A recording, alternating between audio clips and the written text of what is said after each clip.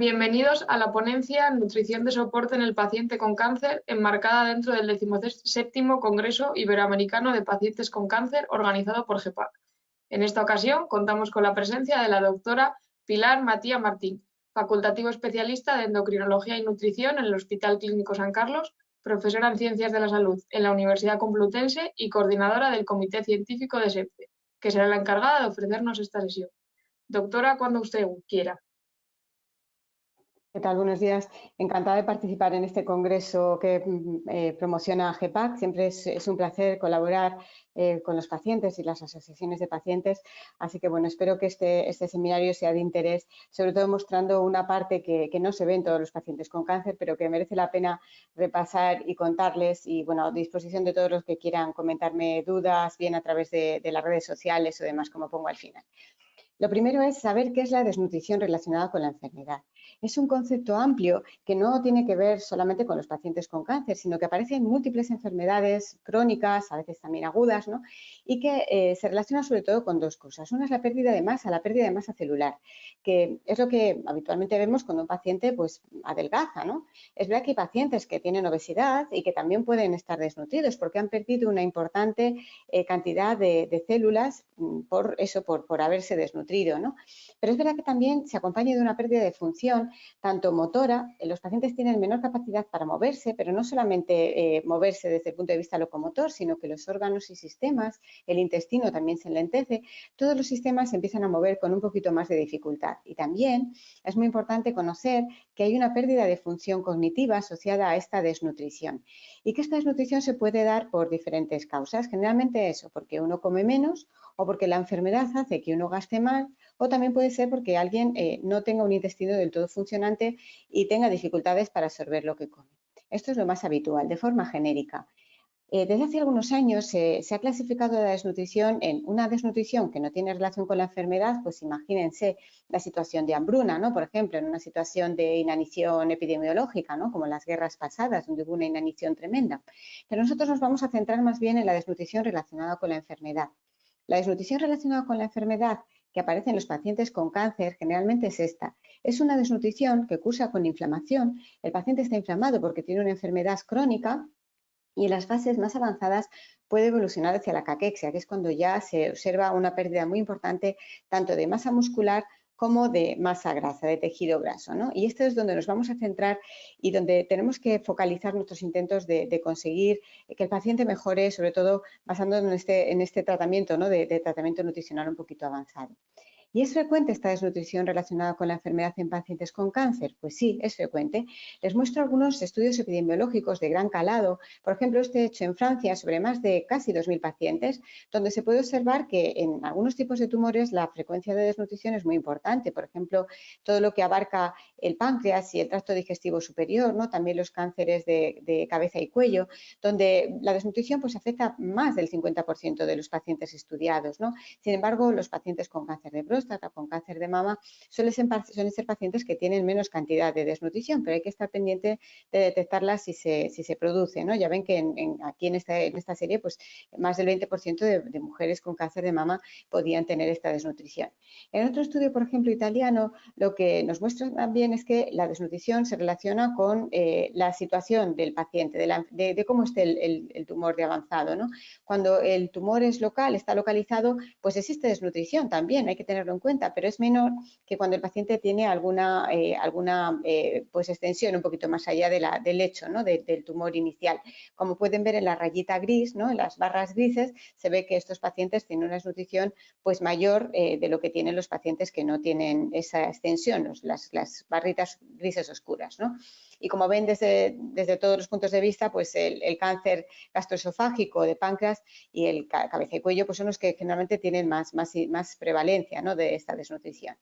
Estos son datos ya de población española. Se hizo ya hace algunos años un estudio en población, en pacientes hospitalizados, y del estudio inicial, prácticamente todos los pacientes que se evaluaron, pues un 25% ya tenían desnutrición en el hospital. Pero analizando especialmente los pacientes con cáncer, pues como ven ya era más del 30% de los pacientes que lo tenían esa desnutrición en el momento del ingreso y más de un 35% cuando los pacientes iban de alta, ¿no? Y esa prevalencia, esa frecuencia aumentaba en pacientes que tenían ya más de 69 años. años, ¿no? Incluso al 50% llegaba esta prevalencia de desnutrición en los pacientes mayores. Y sin embargo, pues el tratamiento médico nutricional aplicado no era muy alto. Pues como ven, aproximadamente un 30 y tantos % de los pacientes tenían tratamiento médico nutricional, que es de lo que vamos a hablar, ¿no? Esto es una serie de nuestro propio hospital, de nuestros pacientes, y como ven, pues la desnutrición abarca un amplio porcentaje, los quesitos que ven de color naranja y de color rojo. Y evidentemente, esa desnutrición es mayor en pacientes que tienen enfermedad avanzada y también, de nuevo, nosotros podíamos ver lo que se demuestra en otros estudios epidemiológicos que hemos comentado. Tracto digestivo superior y cabeza y cuello son los tumores que más prevalencia, más frecuencia de desnutrición relacionada con la enfermedad tiene. Así que es muy importante empezar a pensar cuáles son las causas de esta desnutrición, porque es verdad que puede condicionar la vida, el pronóstico de los pacientes, ¿no? Y aquí tienen una lista, si la quieren detener en algún momento y leerla más despacio, pero a mí me parece interesante comentar dos cosas que pueden ser modificables, ¿no? Una es el paciente, ¿no? Es verdad que pacientes que, por ejemplo, tienen un cuidador, no tienen nada que ver. Pacientes que están no afectados psicológicamente, son pacientes que generalmente tienen menor riesgo de desnutrición y esto lo vemos en la consulta todos los días. Pero fíjese, también es verdad que el equipo sanitario todavía tiene que darse cuenta de que esta desnutrición es importante y que no hay que esperar a tratar la desnutrición, sino que tenemos que empezar a utilizar medidas de nutrición avanzada siempre que podamos mejorar la calidad de vida de nuestros pacientes. Bien, tenemos que tener en cuenta que hay muchos síntomas, además, que se asocian con esa desnutrición y que hay que tratarlos.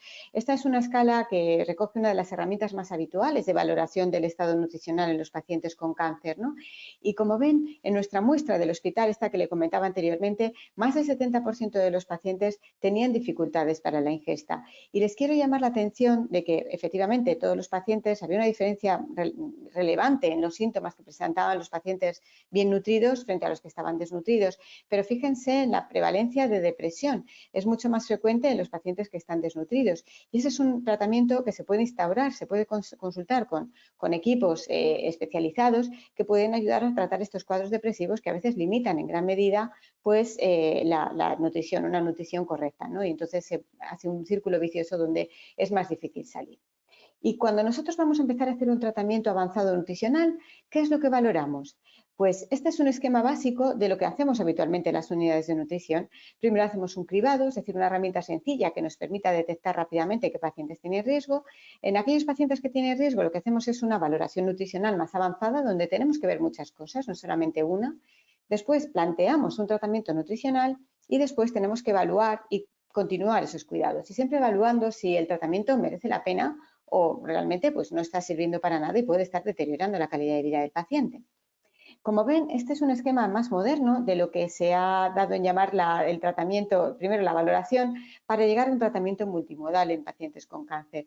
Y como ven, en la parte de la izquierda ven que hacemos lo primero un cribado, utilizamos diferentes herramientas que se pueden buscar en la red, son fáciles de encontrar, con preguntas muy sencillas, de si el paciente ha perdido peso, si se ha comido menos. Luego, como ven, tenemos que preguntar por la ingesta, es decir, la ingesta y qué síntomas tiene el paciente, lo que les comentaba anteriormente. Es muy importante que tratemos si hay diarrea, si hay vómitos, el paciente va a tener menor tendencia a comer. Luego valoramos la inflamación, que es muy importante para ver en qué medida tenemos que ser más agresivos con la nutrición o incluso utilizar algunos moduladores, algunos nutrientes específicos que pueden ayudar a que esta inflamación disminuya. También valoramos, por supuesto, la función física, algunas escalas que nos permiten saber cómo está el paciente de esa parte que decíamos, ¿no? Que la desnutrición contribuye a que el paciente pues, funcione peor en general, ¿no? Y hoy en día se está llamando muchísimo la atención sobre la masa muscular. Yo no me voy a meter en ello, pero les habrán explicado varias veces, y seguro que hay algún seminario dedicado a ello, que habla del ejercicio físico en el cáncer. Es muy importante. La masa muscular sabemos que tiene efectos muy beneficiosos a largo plazo, incluso a corto plazo en pacientes con enfermedades crónicas. Y hoy en día nuestra obsesión es mejorar y mantener esa masa muscular. Por lo tanto, hacemos una valoración específica. Y para ello, pues cada vez estamos utilizando más técnicas de composición corporal que quizás si van a una unidad de nutrición, pues ya les empiecen a aplicar. No en todos los casos, depende un poco de la sobrecarga asistencial, no es fácil, requieren su tiempo. Pero bueno, en pacientes con cáncer generalmente estamos utilizando antropometría, que son las medidas básicas. En algunos casos también una bioimpedancia, que algunos de ustedes habrán visto que les ponen como unos cablecitos, unos electrodos que les pegan en la piel, o bien se sujetan a algún aparato, ¿no?, que les permite decir pues, qué cantidad de masa muscular, de masa grasa tienen. La técnica de masa a la derecha, en la parte derecha superior, es una densitometría, es una técnica un poquito más difícil de tener en una consulta normal, y es verdad que se está utilizando más en otro tipo de patologías, pero bueno, es como lo que le hacen a las mujeres habitualmente en menopausia, que les hacen una valoración para ver si tienen pérdida de masa ósea, a ver si tienen osteoporosis, pues se hacen también valoraciones para ver un poco qué cantidad de grasa y qué cantidad de tejido no graso tienen los individuos. Ya le digo, con menos frecuencia. También se está utilizando la ecografía. Cada vez las unidades de nutrición tenemos, sobre todo nos permite valorar la cantidad y la calidad de ese músculo, pero quizás lo que se está utilizando más en los pacientes con cáncer es el escáner, puesto que es muy frecuente que el escáner se tenga que hacer de forma periódica en los pacientes para evaluar la marcha de la enfermedad. Pues se han utilizado algunos cortes específicos de ese escáner, como ven en la diapositiva, para pintar áreas específicas, como en azul el tejido celular subcutáneo, el tejido graso subcutáneo, el amarillo, que es el tejido graso visceral, y en rojo el tejido muscular, que nos permite medir en qué medida ese músculo está bien, necesitamos hacer algo para recuperarlo, y también en función de cómo se pinte y cómo tenga la densidad de la medida, nos da una idea también de cómo está de calidad ese tejido muscular. Y eso no lo hacemos de forma sistemática, pero ya en muchas unidades se está empezando a hacer con fines de investigación también, y saber un poco cómo podemos mejorar con estas técnicas de nutrición un poquito avanzadas estas particularidades del paciente.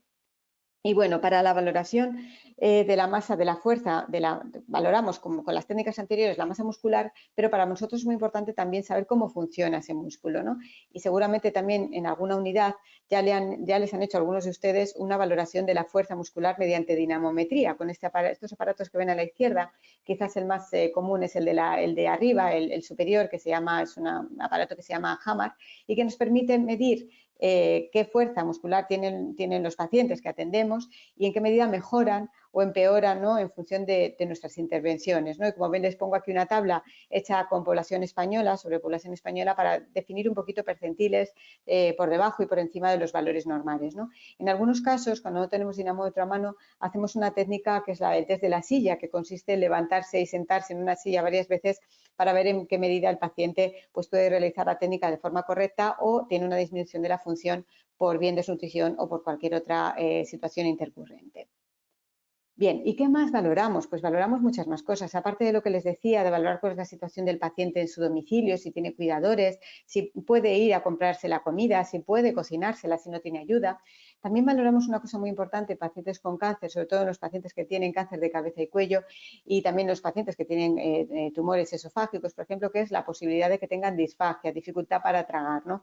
Y para eso pues también hacemos interrogatorios a los pacientes, a los familiares. Hay algunas herramientas, algunos interrogatorios, cuestionarios muy sencillitos que nos permiten saber si el paciente tiene dificultades para tragar, y luego se pueden pedir técnicas un poquito más complejas, como el método de exploración clínica volumen-viscosidad, que se hace pues prácticamente a pie de cama o a pie de consulta, o bien unas pruebas más específicas que consisten en hacer tragar al paciente una sustancia con contraste para ver si algo del contenido de la boca pues pasa, por ejemplo, a las vías respiratorias, ¿no? Esto es algo muy común también hoy en día en los pacientes. Y luego tenemos un gran reto, que es diagnosticar la desnutrición. Después de valorar todo y saber por dónde tenemos que tratar al paciente, qué medidas individualizadas tenemos que hacer, el diagnóstico de la desnutrición sigue siendo un gran reto. Y hoy en día lo más frecuente y lo más común y lo más moderno es utilizar este panel para hacer un diagnóstico de la desnutrición. Para hacer un diagnóstico de desnutrición en una persona tendríamos que tener un criterio por fenotipo más un criterio por etiología. Entonces, generalmente lo que valoramos es la pérdida de peso en un tiempo determinado en los pacientes, el índice de masa corporal, que es la relación entre el peso partido la talla al cuadrado, y esa masa muscular que les decía que cada vez estamos valorando con mayor intensidad, ¿no? Y luego por etiología, pues lo que valoramos es si ha habido una disminución de la ingesta, malabsorción, o si hay inflamación en el paciente. Con un criterio por fenotipo y otro criterio por etiología, definimos que el paciente tiene desnutrición, y así lo codificamos en los informes de alta. Pero también para nosotros es muy importante, cuando vamos a empezar a hacer técnicas de nutrición avanzada, si Nuestro tratamiento nutricional puede mejorar alguna de estas cosas, se puede mantener o mejorar el aporte nutricional, se atenúan las alteraciones metabólicas, si vamos a preservar esa masa muscular y la capacidad del paciente para moverse, para ir y venir, si podemos reducir las interrupciones del tratamiento oncológico, pues porque el paciente de repente tiene toxicidad o tiene alguna alteración relacionada pues con las defensas, ¿no? Que puede haber tenido una relación directa o indirecta con la desnutrición, y luego también si podemos mejorar la calidad de vida de los pacientes. Siempre tenemos que valorar si esto lo vamos a mejorar en los pacientes que atendemos. ¿Y en qué consiste el tratamiento de soporte? Lo que hoy llamamos tratamiento médico-nutricional. Pues miren, este es un algoritmo que sirve pues, para todas las patologías, básicamente, pero este es verdad que está centrado en pacientes con cáncer, ¿no? Generalmente un paciente que consume más de un 75%, que el paciente está desnutrido, tiene riesgo de desnutrición, tiene una ingesta mayor al 75% de los requerimientos, pues generalmente lo que se le hace es consejo dietético y es explicarle en función de los síntomas que tenga cómo puede comer. Si ya la ingesta ha bajado y está entre un 60 y un 75%, además del consejo dietético, vamos a empezar a utilizar unos suplementos, unos fármacos. Yo digo siempre que son fármacos con forma de batido, que son los suplementos nutricionales. Ahora hablaremos qué son, ¿no? Si ya la ingesta es menos de un 60%, es muy difícil que con los suplementos orales lleguemos solos. Entonces, lo que planteamos siempre es ver si el paciente tiene un tracto digestivo funcionante. Si tiene un tracto digestivo funcionante, lo que vamos a intentar es utilizar una nutrición enteral, generalmente por sonda, que si va a durar más de 4 o 6 semanas, utilizaríamos mejor una gastrostomía o una yeyunostomía. Y si el paciente no tiene la vía digestiva funcionante, pues lo que intentaríamos hacer, o no es suficiente para cubrir las demandas, utilizaríamos una nutrición parenteral que podemos utilizar pues, por vía central o por vía periférica. Por vía periférica solamente muy poquitos días, ¿no? Entonces, en función de todas estas consideraciones, nosotros vamos a dirigir al paciente hacia un tipo de tratamiento médico nutricional o hacia otro. ¿Y qué son los suplementos orales? Que es lo primero que empezamos a poner después del consejo dietético. Bueno, pues les sonarán a algunos de ustedes estas botellitas que son de diferente, hay bricks, hay botellitas pequeñas, que son pequeños fármacos en forma de batido que tienen todos los nutrientes, ahora veremos los que tienen, pero que han sido desarrollados para dar soluciones o bien densas como líquidos listos para beber, también hay cremas o hay incluso polvos que se reconstituyen, preparados para ser añadidos como complemento a la dieta normal. Es decir, el paciente come lo que puede de la dieta normal y luego entre horas va tomando estos suplementos que van complementando esos requerimientos que el paciente no puede llegar a cubrir de forma habitual por vía oral, que no puede por lo que sea, ¿no? Por diferentes circunstancias. Hemos de tener en cuenta que estas fórmulas de nutrición enteral pues no son unos batidos como los que se compran en el supermercado, son un poquito más complejos y se han desarrollado con unas técnicas muy elaboradas y muy cuidadosas en laboratorios farmacéuticos especializados, ¿no? Entonces, como ven, por una parte tienen pues, todos los nutrientes, proteínas, hidratos de carbono, grasas, tienen vitaminas, minerales, a veces tienen fibra, agua, a veces tienen nutrientes específicos, ¿no? Por ejemplo, omega 3 para pacientes con cáncer que tiene efectos antiinflamatorios y parecen preservar un poquito la masa muscular, ¿no? Por ejemplo. Entonces, como ven, pues las proteínas son de muy diferente tipo, los hidratos de carbono también, tenemos algunas fórmulas que sirven mejor para aquellos pacientes que tienen diabetes o el azúcar un poquito alto y que podemos hacer pueden absorberse más lentamente y por lo tanto provocar unas hiperglucemias menores cuando se toman. También tienen grasas que generalmente son grasas saludables, tienen un poquito de todo, pero que se han cuidado muy bien para, en función de si el tracto digestivo está funcionante o no, pues utilizar un tipo de grasa u otro. Y lo mismo, también a veces tienen fibra y a veces no. Y la fibra que tienen también puede ser de muy diferentes orígenes en función de lo que el paciente necesite. Así que, como ven, no son batidos usuales, son fármacos que realmente no podemos meter en una cápsula, que es verdad que muchos pacientes preferirían tenerlo en una cápsula, ojalá lo pudiéramos hacer así, pero lo único que podemos hacer es pues, tomarlo a lo largo del día, complementando la dieta de muy diferentes maneras. A veces yo a los pacientes les digo pues, que se pongan hielos como si tomaran un Baileys, o que a veces se hagan pues, polos y que se lo metan en la nevera como si fueran niños, que se hacen estos politos con pequeños yogures, por ejemplo. Pues lo podemos hacer igualmente con estos suplementos orales para ir complementando la dieta día a día, tomándolos de diferentes maneras. No se deben calentar, ¿vale? En general, pero sí que se pueden tomar de otras maneras para hacerlos más atractivos. Y a veces pues se solucionan muchísimo la vida de los pacientes. Y si esto no funciona, ¿qué tendríamos que hacer? Pues les voy a presentar lo que es la nutrición enteral. Es un tratamiento nutricional que se administra por una sonda que llega al tracto gastrointestinal, siempre distal a la cavidad oral. Y hay diferentes tipos. Como ven, hay una sonda que es nasogástrica, que como ven en la parte de la izquierda es una sonda que se introduce por la nariz, son sondas muy finitas, llega al estómago y nosotros infundimos allí lo que necesitemos. Si el estómago no funciona bien, a veces lo que podemos hacer es meter la sonda un poquito más allá, hacer un abordaje ya más pospilórico después de que hemos pasado el estómago y al paciente le infundimos pues los nutrientes por ahí. En pacientes ya que van a tener esa nutrición durante más de 4 o 6 semanas, es muy frecuente esto en pacientes, por ejemplo, de cabeza y cuello, con cáncer de cabeza y cuello, lo que hacemos son ostomías. Como ven, una es la gastrostomía, que llevamos directamente la sonda o el catéter al estómago. También a veces abordamos el intestino un poquito más abajo si el estómago no lo podemos utilizar, que es lo que se llama yeyunostomía, lo que ven en la última imagen de la izquierda. Y luego ya cuando hay pacientes que tienen un abordaje gástrico, que tenemos un acceso gástrico perfecto, pero que el estómago no termina de funcionar bien. Entonces a veces a través de esa cavidad gástrica introducimos una sonda que llega más distalmente y que nos permite nutrir al paciente pues fuera de ese estómago que está un poquito dañado. Y esto ya les digo es bastante común en pacientes sobre todo con cáncer de cabeza y cuello. Y esto no quiere decir que sea para siempre. Esto cuando necesitamos retirar la sonda porque el paciente ya no lo necesita, se quita, las ostomías se quedan como un pequeño ombliguito y no pasa nada. Se quitan y ya está. O sea que pueden ser soluciones temporales incluso para que el paciente esté más cómodo, ¿no? Esta nutrición enteral la podemos poner como nutrición única, es decir, que el paciente no puede comer y solamente está con esto. La podemos poner también como suplementaria, esto incluso en niños, a veces lo que se hace es que comen durante el día lo que pueden y por la noche se les pone la nutrición enteral durante la noche de forma continua. Y luego también a veces utilizamos técnicas de nutrición enteral domiciliaria, programas de nutrición enteral domiciliaria, que son aquellas nutriciones que el paciente se lleva a casa, maneja en casa con relativa facilidad, que se entregan en el hospital generalmente para que el paciente y los familiares sepan cómo hacerlo y, bueno, pues favorece la comodidad del paciente sin ninguna duda, ¿no? Estas son, bueno, una de las cosas que primero barajamos es qué sonda poner y qué acceso, ¿no? Las sondas, es verdad que siempre asustan un poquito, pero son finitas, son unas sondas específicas para nutrición, no es cualquier sonda. Cuando se utilizan por la nariz, generalmente pues miden como unos 12 French, que es el diámetro externo de la sonda, más o menos, y tienen que ser de un material específico, ¿no? Como de poliuretano.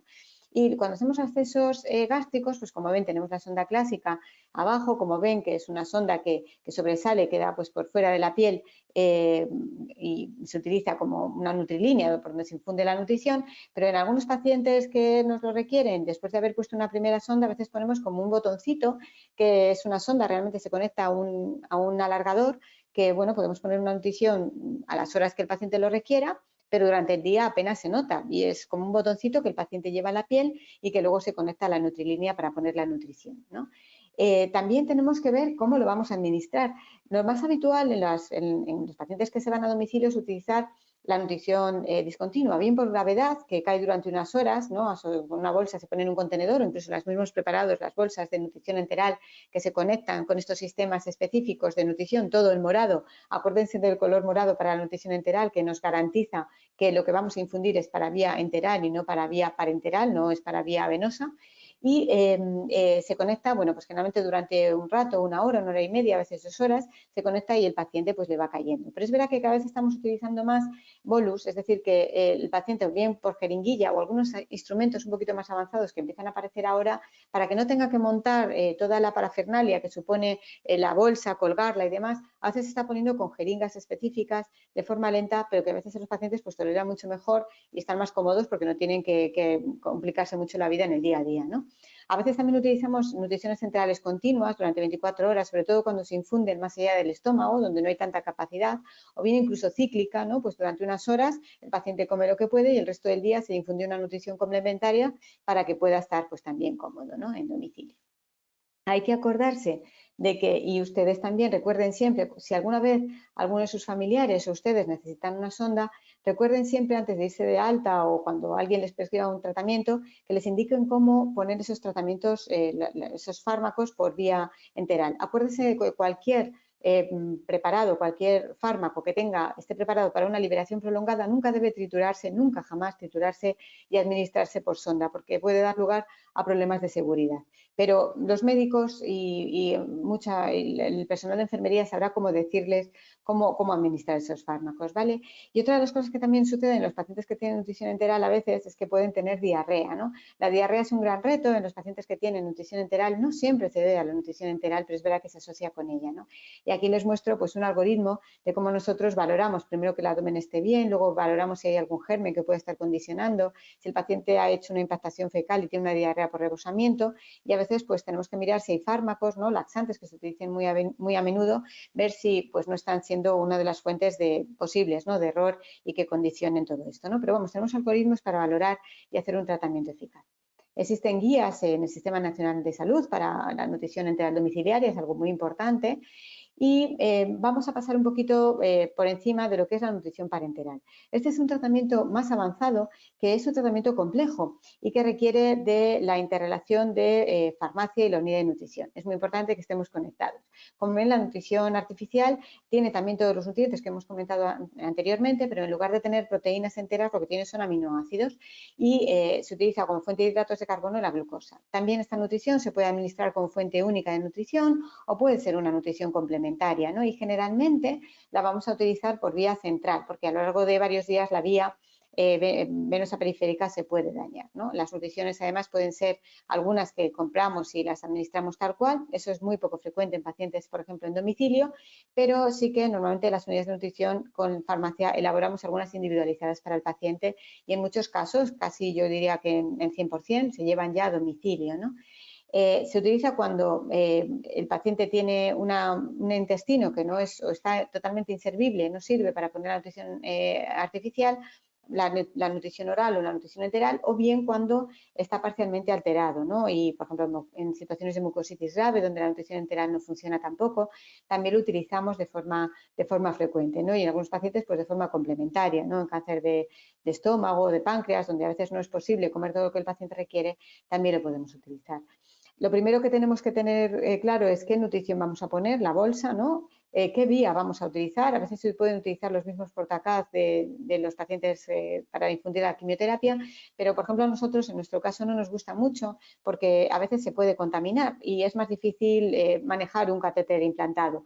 Nosotros lo que utilizamos mucho es un catéter PIC, que es un catéter central de inserción periférica, porque nuestras enfermeras de enfermería de oncología lo hacen francamente bien y el paciente, aunque tiene más dificultades para el autocuidado, es un catéter muy seguro que nosotros lo cuidamos muy bien, ¿no? Pero también puede encontrar catéteres tunelizados, por ejemplo, como este que ve de 2 luces de colores implantado en un paciente en la parte superior del tórax, ¿no? Luego tenemos que tener muy en cuenta las guías, hacer las cosas muy bien para que el paciente no tenga complicaciones, con un personal de enfermería maravilloso que enseñe al paciente y a sus familiares cómo ponérselo para ir a casa. Y luego un contacto permanente con la farmacia hospitalaria, incluso con los equipos de atención primaria y los equipos de SAP, dependiendo un poquito de la situación del paciente. Las complicaciones sí que existen con la nutrición parenteral. Es verdad que cada vez las estamos reduciendo más porque las conocemos bien, utilizamos ya tratamientos que no se utilizaban al principio para mantener esa vía lo más limpia posible y estamos siempre pendientes. Las complicaciones metabólicas las seguimos con análisis, las infecciosas, ya les digo, ponemos algún antiséptico en estos catéteres centrales de larga duración y las mecánicas realmente pues van más ligadas al momento de puesta y retirada del catéter. Intentamos siempre conservarlo, ¿no? Y siempre es muy importante tener apoyo familiar y social para hacerlo en condiciones de seguridad. Al paciente se le pide una serie de cuidados y de autoevaluaciones, de ver cuánto se pone, la diuresis que hace, la ingesta oral, en fin, una serie de cuidados que el paciente tiene que remitirnos a las unidades de nutrición para saber si las cosas están yendo bien. Y como ven, ya en el último registro existe en el grupo de trabajo de NADIA, de nutrición parenteral, de nutrición artificial domiciliaria, del grupo NADIA de SEMPE, hay un registro que se va actualizando cada año sobre los pacientes que tienen parenteral domiciliaria o enteral domiciliaria. Y como ven ya, los pacientes con cáncer ya suponen un porcentaje muy alto de todos los pacientes que reciben nutrición parenteral domiciliaria, casi un 50%. Por lo tanto, se está utilizando cada vez más en pacientes con cáncer con muy, muy buenos resultados sobre calidad de vida. Y aquí les traigo, para los que estén interesados en algunos elementos educativos sobre nutrición parenteral domiciliaria, esta es de la página Nadia de SEMPE, donde hay unos vídeos donde se enseña cómo poner la nutrición parenteral con diferentes tipos de catéteres. Es muy interesante, es ameno de ver, pues no sé, si tienen nutrición o si no tienen, les puede resultar entretenido verlo durante un tiempo. También una página destinada sobre todo a pacientes, en esta página de fallo intestinal, promovida por la doctora Zugasti y el complejo hospitalario de Navarra, que también les da pistas de qué unidades tienen nutrición parenteral domiciliaria si se fueran a desplazar, por ejemplo, durante unas vacaciones, si tuvieran que llevarse la nutrición parenteral, dónde pueden acudir en caso de que necesiten alguna ayuda, ¿no? Y, por ejemplo, esto también que es de la página web de la SEN, de la Sociedad Española de Endocrinología y Nutrición, donde tienen un aula de pacientes en los que se habla pues precisamente de todo esto, de la nutrición relacionada con la enfermedad, de la disfagia, de la nutrición enteral domiciliaria y de la nutrición parenteral domiciliaria. ¿Y hasta cuándo el tratamiento médico nutricional? Bueno, pues realmente lo que sí que sabemos es que hoy en día en el tratamiento paliativo también se contempla este tipo de terapia nutricional avanzada y que sabemos que tiene un potencial en aumentar la supervivencia de los pacientes cuando hace falta y que en muchos mejora la calidad de vida. Muy importante, es muy importante la mejoría de la calidad de vida. Cuando uno está más nutrido se mueve mejor. Entonces hay que valorarlo bien con el paciente, el entorno y el equipo médico, pero en muchos pacientes mejora la calidad de vida sin ninguna duda, ¿no? Y luego también es muy importante tener en cuenta la decisión del paciente. Sabemos que tanto la nutrición enteral como la nutrición parenteral son técnicas avanzadas, no son cuidados, son tratamientos, y si el paciente en un momento se ve sobrepasado por esta situación, puede decidir tranquilamente que este tratamiento no lo quiere, ¿no? Y hay que respetarlo siempre en un contexto de valoración multidisciplinar y siempre pues preparándonos para tomar decisiones diferentes una vez que hemos tomado otra, ¿no? Es decir, que esto lo tenemos que ir valorando en el tiempo. Así que bueno, aquí habríamos concluido nuestro tratamiento nutricional, tendríamos que seguir con la evaluación y continuidad de cuidados y esto es lo que les quería contar con respecto a este tratamiento avanzado de nutrición en pacientes con cáncer. Muchas gracias por su atención y nada, estoy disponible a través de las redes sociales o cualquier otra consulta que me quieran hacer llegar a través de los organizadores. Muchas gracias. Muchas gracias, doctora, por sus palabras. Con esto concluye la ponencia Nutrición de soporte en el paciente con cáncer. Agradecemos una vez más a la doctora Matías Martín su colaboración totalmente altruista y a los asistentes su interés. Muchas gracias.